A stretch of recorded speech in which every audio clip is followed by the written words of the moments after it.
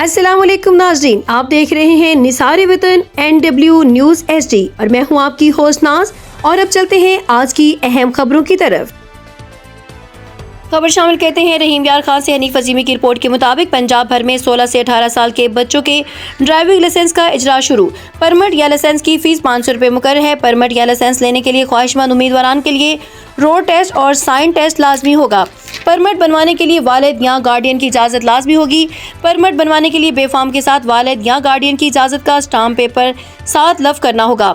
16 से 18 साल के बच्चों को 1 to 5 से ऊपर सीसी की बाइक चलाने की इजाज़त नहीं होगी। इलेक्ट्रिक बाइक्स भी इस तरह एक महदूद लिमिट से ऊपर की नहीं चला सकेंगे। परमिट होल्डर का लाइसेंस 18 साल की उम्र पूरी होते ही मनसूख कर दिया जाएगा और नया लाइसेंस जारी करवाना पड़ेगा।